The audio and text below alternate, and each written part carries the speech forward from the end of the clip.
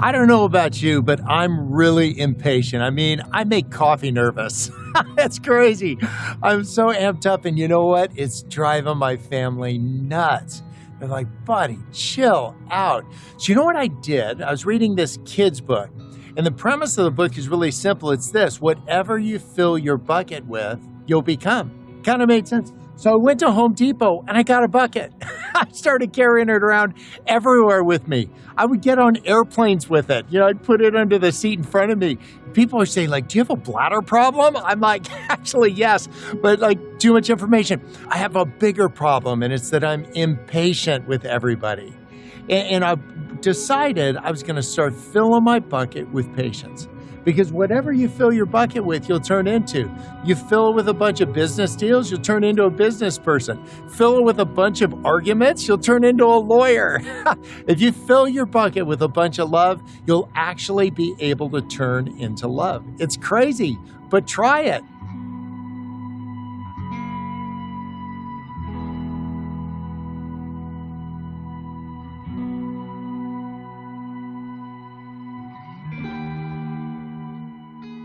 I have a friend named Randy. He's the pastor of a church. He's got a band called Phillips, Craig, and Dean. I know it sounds like a law firm, but he's a really terrific guy, and he's also the pastor of a church. And he asked me if I'd come speak at his church, and it was about a year in advance, so I said, yeah, sure, no problem. Well, you guys, I get there, it's Super Bowl Sunday. I'm like, Randy, did you know it was Super Bowl Sunday when you asked me? He's like, yes, I knew nobody'd come if you weren't here. I'm like, I hate your guts. So I spoke at this thing, and I'm rushing home to be with Sweet Maria because I don't spend many evenings away. And I get to the airport, and I pull up to the rental place, and I got that guy. Have you ever had that guy? I mean, he's so slow. My clothes are going out of style. Entire seasons are changing. And I'm so frustrated. And then I looked in the passenger seat and I saw my bucket. And for the next 30 minutes, I said, fill it with patience, fill it with patience, fill it with patience. And when he finally got to me, I mean, I got there in spring. He got there next Christmas. And he opened the door and he said, how was your rental car experience? Man, in the old days, I just would have clocked him. But because I'd been filling my bucket with patience for all that time, you know what? I got out of the car. I said, you know what? It was awesome. I had a great time. I love the car. I love you. I love waiting. We're good.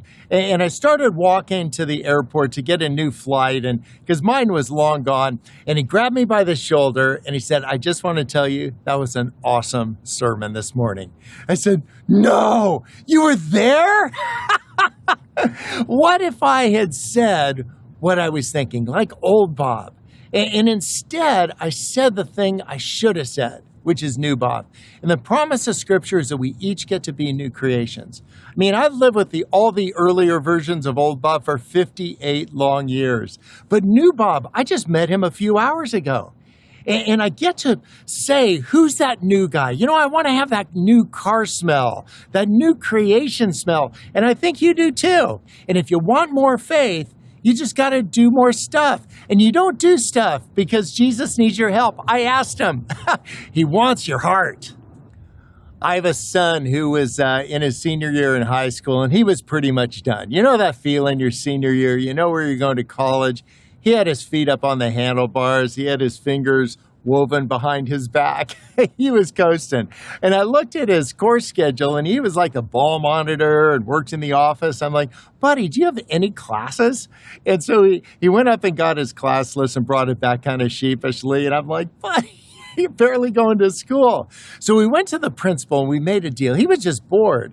And having young people who are bored isn't a good idea. So we made a deal. Every day he would go to school till noon, and then he'd go to the airport and work on his pilot's license. Well, there's something beautiful that happened in this. Well, my son was engaged again, and there's something about being engaged. It lets you know more about your faith. It makes you understand more about what's going around you. It helps you understand people that you don't get.